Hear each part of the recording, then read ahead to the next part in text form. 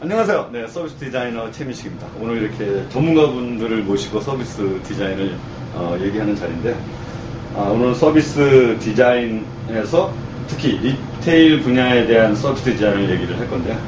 리테일 분야에서 서비스 디자인은 특히 매력적인 환경을 만들어서 궁극적으로는 매출을 올려야 되는 환경을 만드는 게 서비스 디자인의 목표입니다. 그러니까 고객 경험이 좋아지는 거는 기본이고, 그거를 통해서 반드시 매출하고 연관이 돼야 되는 부분이고요. 리테일에서 매출이라는 관점에서 보면 이 서비스 디자인의 다양한 핵심 솔루션이 있는데, 그 중에서도 특히 이 관찰이라는 게 되게 중요한 요소가 되겠습니다. 그러면 많이 이제 우리가 이 영역은 이제 얘기가 되고 있고 많은 분들이 이제 하고 있습니다만, 잠깐 이제 서비스 디자인의 영역으로 보면 특히 리테일에서 가장 중요하다고 이제 많은 분들이 얘기하는 게 이제 고객 여정 맵이라고 그랬죠.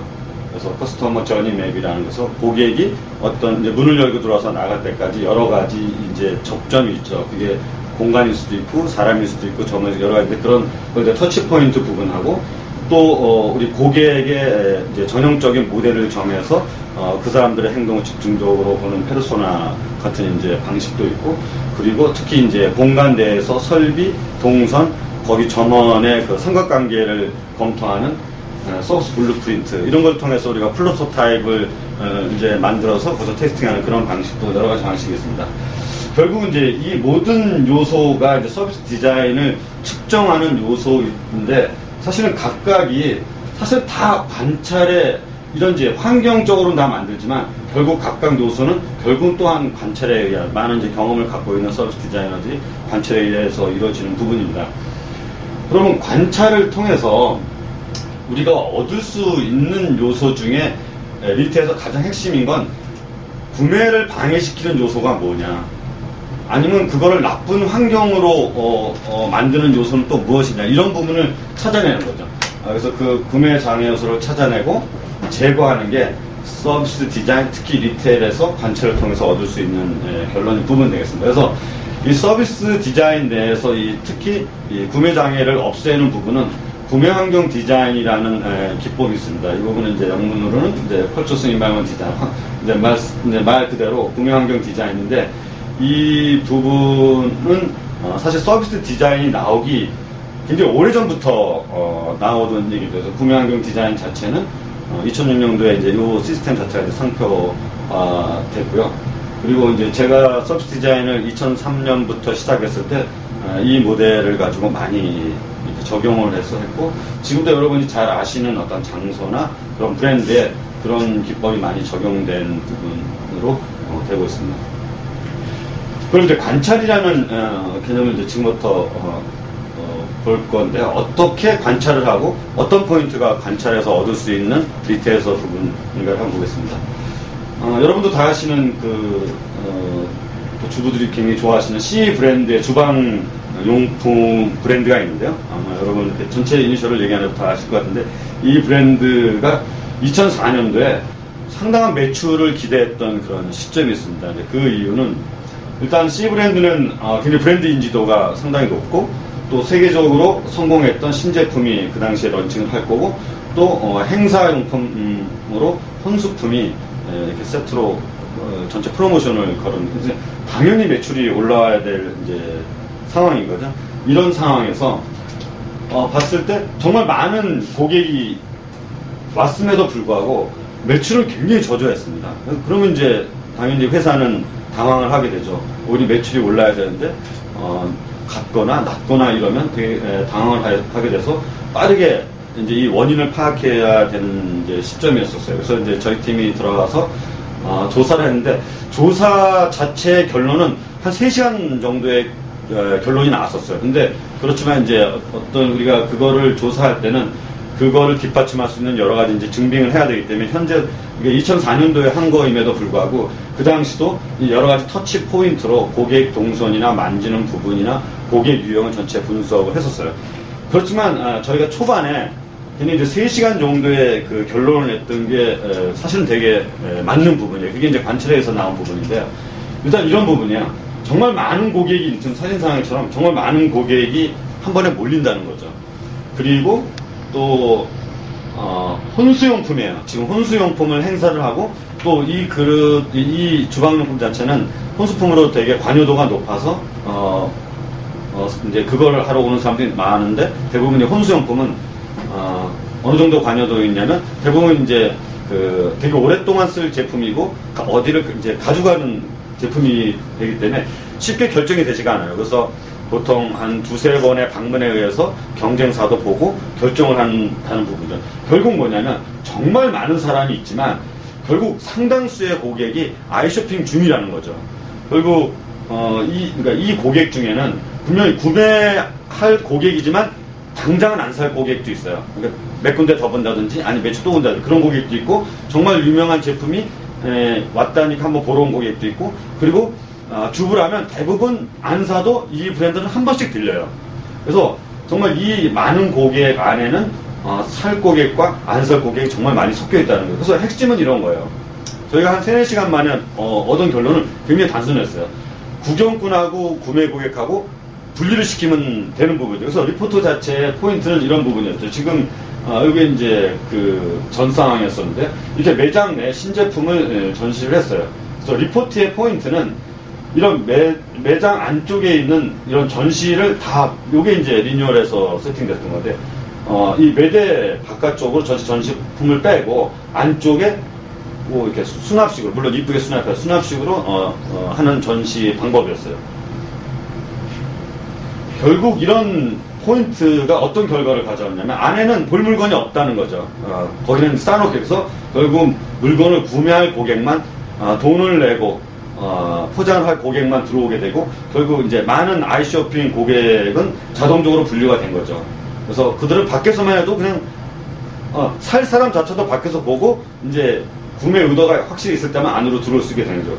더군다나 이제 이제 이들은 대부분 백화점 동선을 이용을 해서 쇼핑을 하게 되는 거죠. 그래서 이 당시에 매출이 꽤 올랐어요. 그걸 수치적으로 그때 이제 발표가 되게 있었는데 이제 그걸 수치적으로 이제 말씀드리기 그렇고 그게 어떤 특별히 인테리어 변경 없이 작업만 어떤 그런 몇 가지 포인트로서만 그런 매출을 올릴 수 있는 포인트가 당시 2004년도에 그 파고 원더힐의 쇼핑의 과학이라는 게 되게 그 마케터 사이에 되게 유명한 책이었었는데 그때 그거와 이제 함께 이제 기사화돼서 쇼핑에도 과학이 있다 해서 이제 저희가 작업했던 사례 중심으로 상당히 이제 많은 페이지가 할애돼서 기사가 됐던 이제 그런 이슈죠.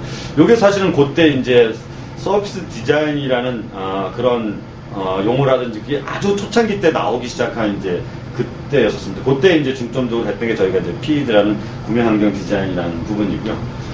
결국 지금 이제 보신 거는 몇 가지 이제 기능적인 그런 시스템도 있었지만 핵심은 육안에 의한 관찰법으로 했던 부분이죠. 그래서 육안의 관찰에 의해서 문제점을 찾아내는 그런 부분이었고요. 관찰법에는 이제 두 가지 관찰법이 있습니다. 방금 이제 사례로 들었던 그런 부분이 있고 하나는 또 이제 시스템 관찰이라고 하는 건데 시스템 관찰은 이런 거죠. 비디오를 설치를 해서 일정 기간 그 공간을 관찰을 하거나 아니면 아이 트래킹이라고 해서 선별된 사람들이 장비를 착용하고 구매 환경 자체, 구매 과정을 해본다든지 또 구매 환경에 앉아서 보이는 그런 포인트들을 본다든지 이런 부분인데 사실 이런 장비는 이런 마케팅적인 요소보다는 그 이전 그 다른 산업 환경에서도 많이 쓰였어요. 어떤 도로 관측. 그래서 이번에 이제 보여드릴 사례는 이제 시스템 관찰법에 의한 부분이 되겠습니다. 그래서 2011년도에 국내 최고의 프랜차이즈 브랜드 L 브랜드 여러분들이 익히 아실 브랜드인데요. 그 브랜드가 디자인 리서치 프로젝트를 진행을 한 적이 있었습니다. 2011년도에 그때 이제 제가 여기도 그 고객 인사이트를 찾는 파티에 제가 참여를 했었고요. 여기서 나온 그런 이제 시스템에 의한 관찰법에 의한 그래서 어떤 데이터가 나올 수 있는지를 그냥 몇 가지 사례만 한번 보여드리겠는데요. 이 프로젝트는 정말 큰 프로젝트 때문에 굉장히 이제 많은 분량의 그런 데이터가 나왔는데 그래서 인사이트를 찾는 그 부분에 대해서 말씀을 드리면 지금 보시는 영상 같이 소비자 터치 포인트가 일어날 수 있는 주요 부분에 비디오를 이제 선정된 매장에 비디오를 설치를 하고 일정 시간 동안 촬영을 하게 되면 공통적으로 일어나는 구매에 장애되는 요소가 발견이 됩니다. 그리고 이제 그 외에 이제 다양한 그런 요소들이 척이 되는데요. 예, 이런 부분이죠. 보통 포스에 대한 비디오가 그 촬영이 되게 중요한데 보통 일반적으로 이제 어떤 그런 샵 같은 데 가거나 지금같이 어떤 푸드 프랜차이즈에 가면 5사람이 가든 뭐 10사람이 가든 한 명이 보통 계산을 하게 되죠. 한국인의 정서상. 그래서 실제 어떤 고객이 얼마만큼 왔는지 사실 알기가 되게 힘들어요. 그래서 지금 이 L 브랜드의 오랫동안의 생각은 뭐였었냐면 본인들이 가족 중심의 그런 환경이라고 되게 이제 생각을 오래 했었는데 막상 비디오 트래킹에 통해서 본 거는 정말 둘이 정말 많이 오더라는 거죠. 이거는 굉장히 새로운 사실이고 이 사실을 안 거는 전체 매장 환경을 바꾸는데 정말 중요한 요소였어요. 이제 요거에 대한 이제 뒤에 이제 결과가 있는데 이런 부분이죠. 지금은 막연하게 우리는 가족이 많이 온다고 저희도 시작하기 전에 그렇게 생각했는데 그렇게 되면 많은 공간이 가족 중심의 공간으로 만들게 돼 있어요. 인테리어에서부터. 그래서 지금 보면 대표적인 게 이렇게 4인석 중심으로 배치가 상당히 다 돼 있죠.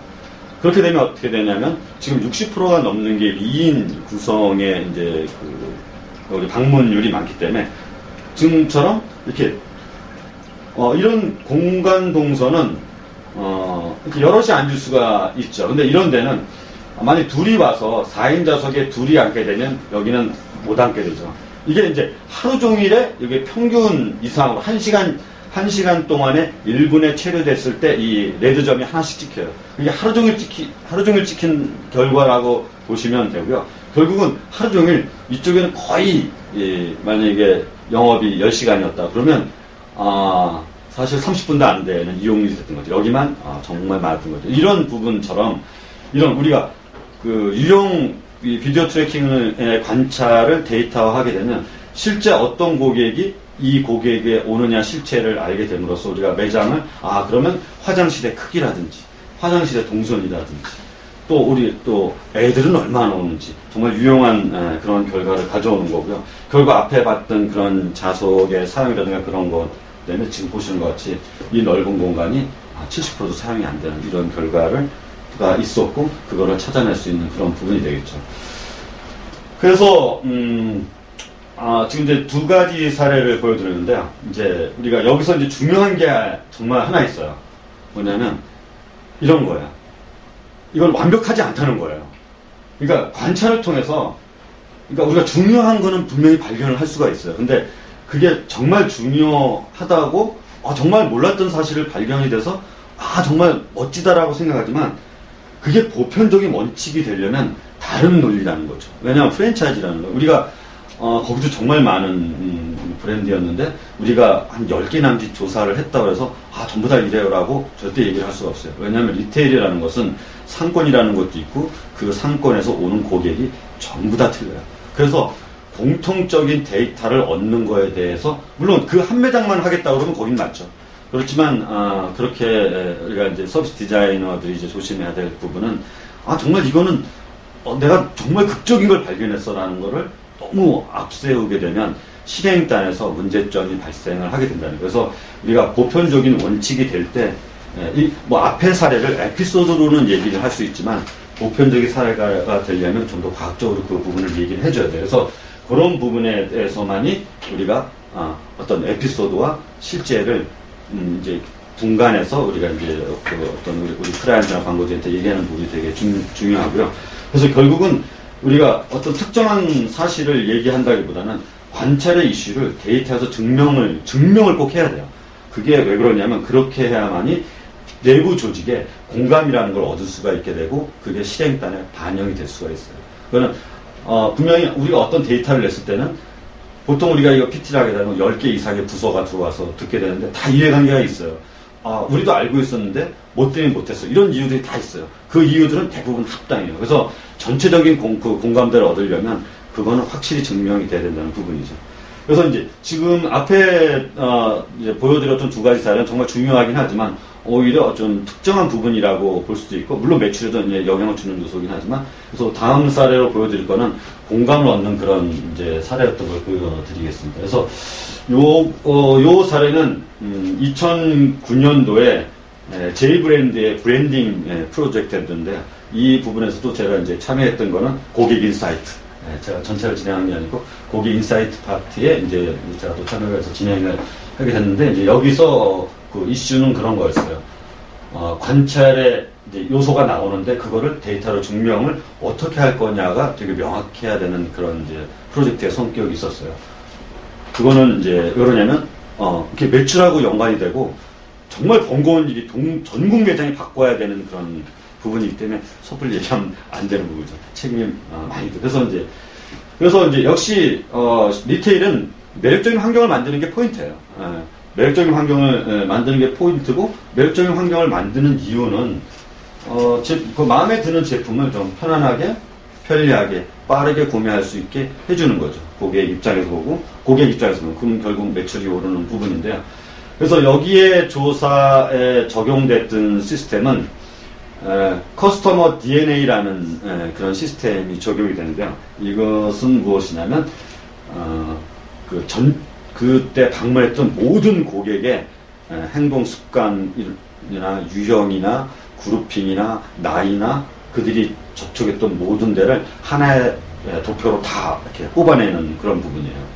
그래서 당일날 296명이 왔었는데요. 296명이면 정말 많은 고객. 그 한 5평 정도 되는 고객 접점에서 296명이 왔다 그러면 정말 사실은 상상하기 힘들 정도의 많은 고객이 왔다는 거죠. 그래서 지금 이게 1번부터 296명 마지막 고객이 나갈 때까지 어떻게 했는지가 지금 전체 한 장에 나와 있는 건데요. 첫 번째 진입한 고객의 이제 시간, 그리고 언제 나갔고, 그리고 구매의 그런 소요 시간이라든지, 어떤 혼자 왔는지, 둘이 왔는지, 또 남녀가 왔는지, 뭐 여자 왔는지, 또 어떤 특정 제품에 대해서 착용을 해봤는지, 착용을 안 해봤는지, 그리고 결국 구매를 했는지 안 했는지, 그리고 이 공간에 와서 어디를 만지고 갔는지를 한 번에 도표로 다 볼 수 있는. 그래서 우리가 커스터머 DNA라고 부르는데, 지금 보시면 이렇게 하얗게 보이는 거는 한 사람씩 왔을 때예요. 하루 종일 보는 게 아니니까 한 사람 왔다가 가고, 또 여기 한 분 왔다가 가고, 또 두 분이 같이 왔다 가고 이런 거고, 여기는 이렇게 이제 그레이로 된 부분은 첫 부분이 왔는데 이 부분이 아직 가지 않았는데 다른 손님이 또 온 거예요. 아직 두 사람이 다 가지 않았는데 또 다른 분이 오신 거예요. 자, 밑에 사례 보면 8팀이 한꺼번에 그 안에서 그 공간에서 이렇게 하고 있는 거예요. 재밌었어요, 선생님? 네, 이제 이런 부분인데요.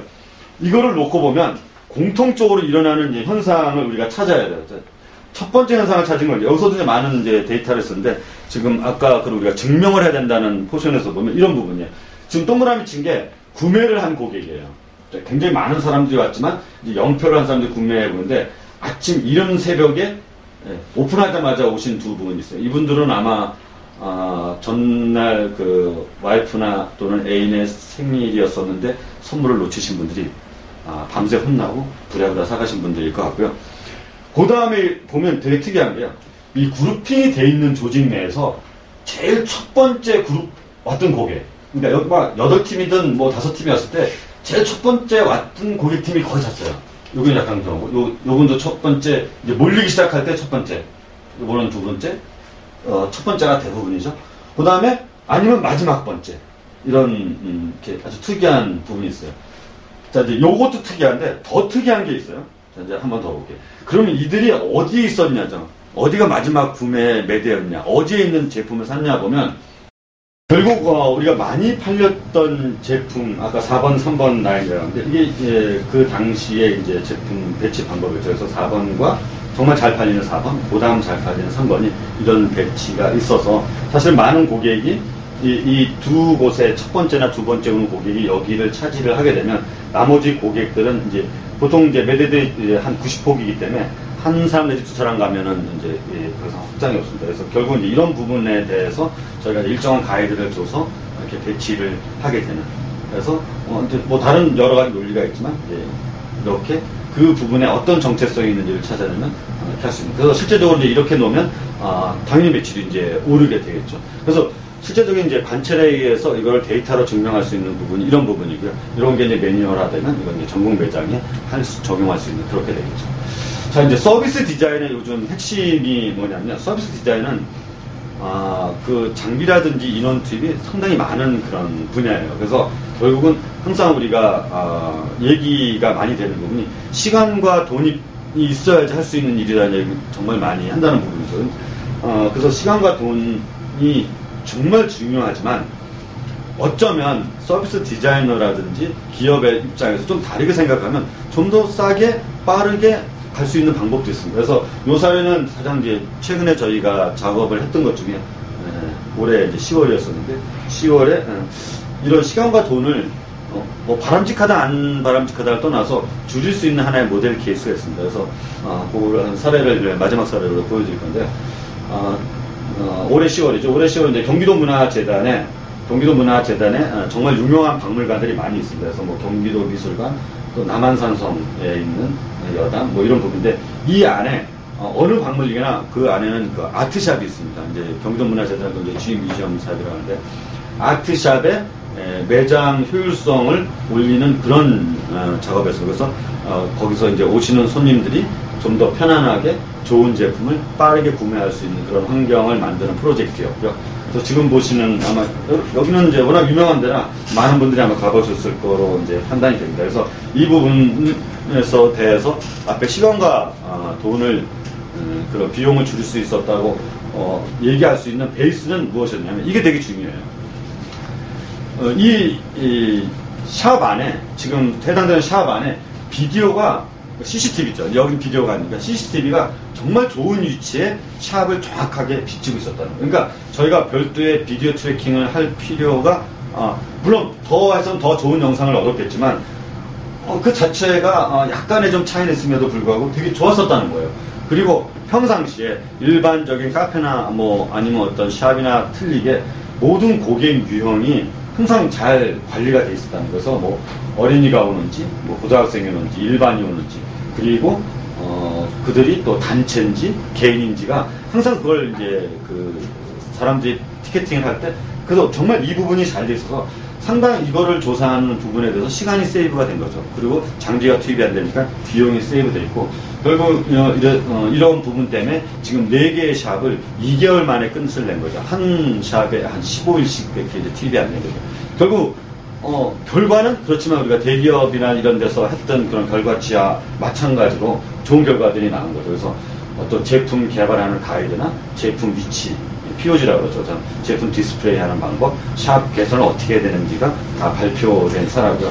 이거는 시간과 어떤 비용이 정말 이렇게 아주 좋았음에도 불구하고 결과치는 되게 좋았어요. 그래서 이 자체는 경기도 문화재단의 그 올해 우수 용역 사례로 이렇게 선정된 그런 부분입니다. 그래서 아까 그 경기문화재단은 제가 유튜브에 좀 짧게 또 올린 영상이 있으니까 관심 있으신 분은 그걸 한번 따로 보시면 훨씬 재밌을 거라고 봅니다. 네, 오늘 관찰에 대해서 마치겠습니다. 감사합니다.